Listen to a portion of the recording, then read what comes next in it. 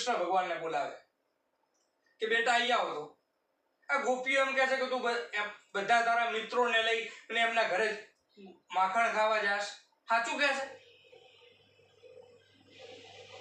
હવે કૃષ્ણ ભગવાન કે હા માં તું જ કહેતી હતી ને યાર, કેમ ભૂલી જાશ? યશોદામાં કે મેં ક્યારે તને કીધું આવી રીતે ચોરી કરવાનું? કૃષ્ણ ભગવાન કે એવું નહીં યાર,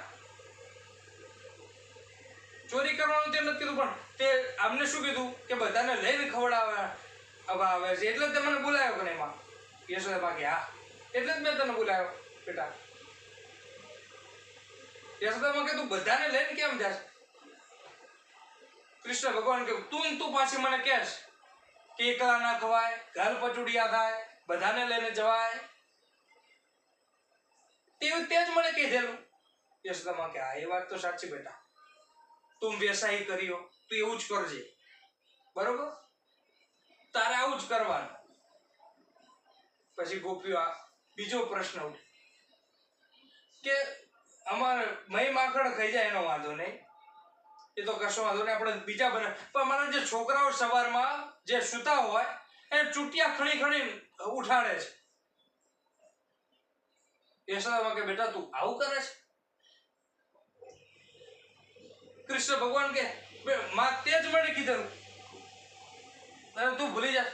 યશોદામાં કે મેં તને ક્યારે કીધું કોકના છોકરાઓને ઉઠાડવાનું? કૃષ્ણ ભગવાન કે તું યાદ કર માં, તું મને નથી કહેતી કે બહુ મોડા સુધી ના સુઈ રહેવાય, સૂર્ય ઉદય થાય એટલે પેલા ઉઠી જવું જોઈએ?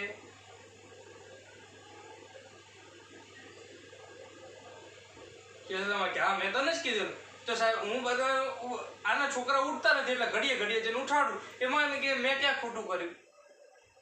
યશોદામાં કે તું વ્યવસાય કર્યો, તારે આવું જ કરવું. પછી ગોપીઓ કે મહી માખણ ખાઈ જાય એનો વાંધો નહીં, કોઈ બીજા વાંદરાઓને કૂતરાઓને ખવડાવે છે તે બધા ખાય એનો વાંધો નહીં.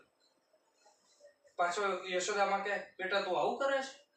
કૃષ્ણ ભગવાન કે હવે માં તે જ નતું કીધેલું વધેલું કૂતરાઓને અને વાંદરાઓને ખવડાવાય, બહાર ફેંકી ન દેવાય, અન્નનો બગાડ ન કરાય. જેટલી વાર યશોદામાં કે હા એ વાત તો સાચી બેટા, તું વ્યવસાય કર્યો, તું આવું જ કરજે, તારે આવું જ કરવું, તું સારું જ કરે.